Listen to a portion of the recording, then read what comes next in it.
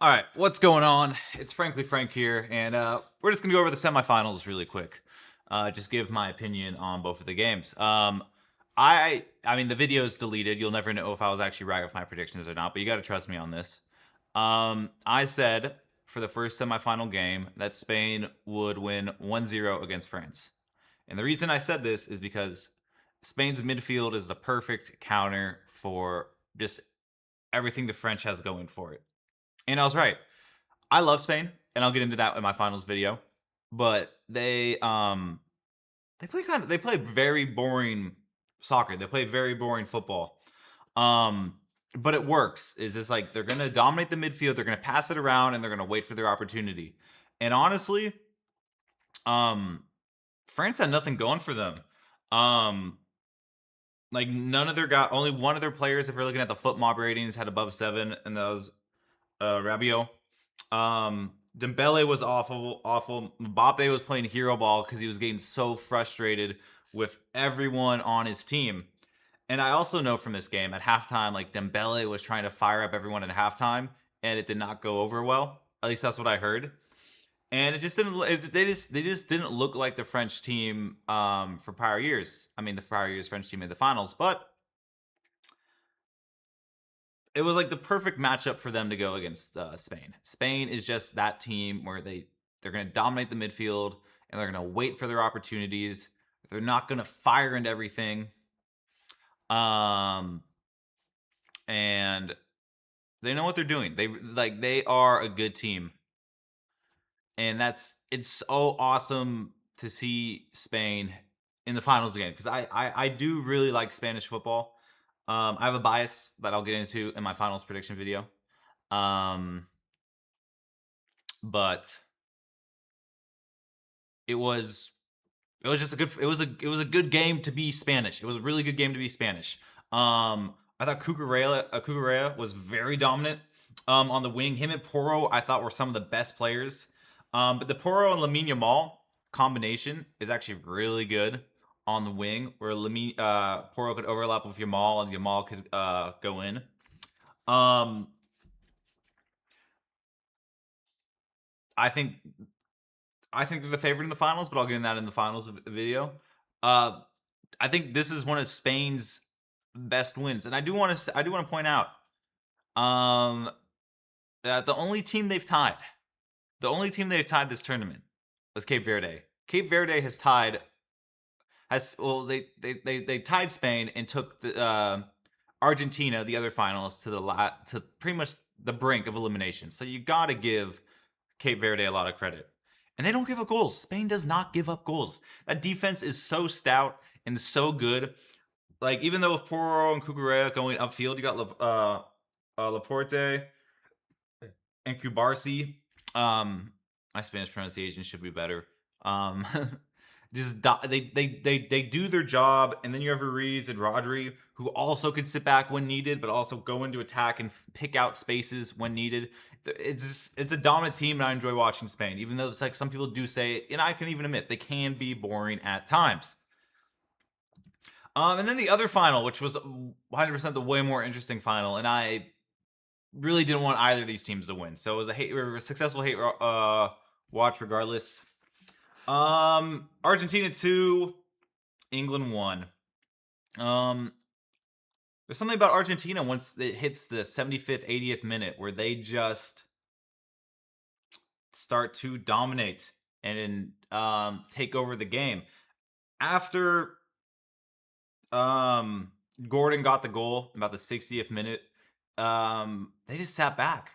They sat back and just let Argentina continue to attack them, get all the momentum. I frankly think not many of these players had a good game. I thought the foot mob rating, you could just you could just look at the foot mob rating and be like, oh, he had a good game. I thought Declan Rice did not have a good game. He could not hold up play and get recover the ball.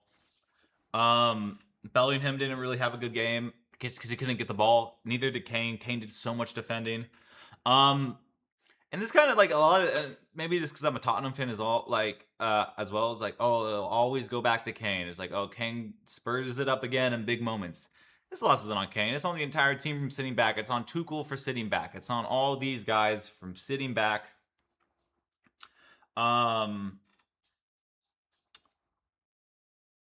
It's their fault from sitting back. Tuchel got it wrong, and once again we see England fall under the pressure.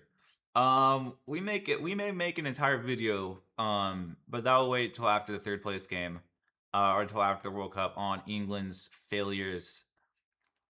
Really, we'll probably do since the hand of God, and we'll go from there. Maybe do some Euros as well. But England, I hate to say it, and this is me as a Tottenham fan, they are kind of the Tottenham of international football, where they can make it. I mean, maybe not Tottenham the last few years because they did win a trophy, but then don't do well in the league. But make it far in competitions and then just choke in the most sad, hilarious ways possible. And it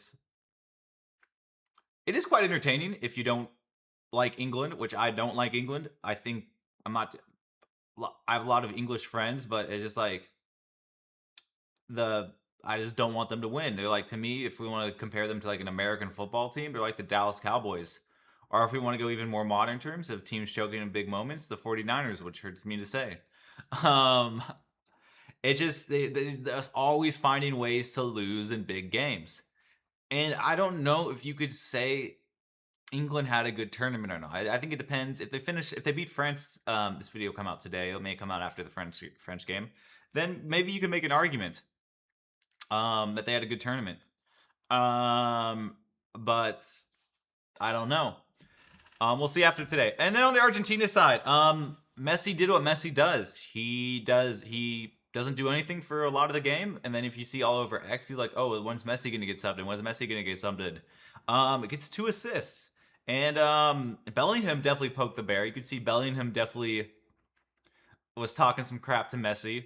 And he does what Messi does. And like the thing about Argentina is like they're going to war. And I think where a lot of other national teams fall flat and where Argentina rises is they'll go to war for their shirts. I mean, Argentina as a country, not in the best place financially right now. It's the Argentina peso is not worth much. But these guys are going to war. They have a lot of pride to wear the Argentinian shirt, the Argentinian jersey. And pretty much for them, hey, if you're going to mess with us, if you're going to talk shit with us, well, fuck you. We're going to come after you. We're going to beat you, and we're going to talk shit all the way. Really, I mean, it's just a typical Argentina performance that we've seen where they look sloppy, and then like once it hits like the 70th minute, they just turn it up into another gear and win. Like people always want to talk about Argentinian corruption. I'm not going to say that does or does not exist, but I think this game was one of the more like fair games that have been called for Argentina, where I haven't had really any issues with. I felt like there's an Argentinian bias. Maybe like 1 or 2 yellow cards should have been given early in the game, but I didn't feel like anyone was like Messi wasn't given an unfair advantage or anything. And I thought this was like a good game. England is going to choke under pressure. Argentina and Messi did what Argentina and Messi do, and he didn't get any goals. He got 2 assists, but he did. But once again, what makes Messi stand apart is he can get those assists. He can rise above and doesn't need to be the goal scorer. He knows he doesn't need to be the goal scorer, and that's what makes Messi great. Yeah. The next video we're going to do is we're going to talk about third place games. So, yeah.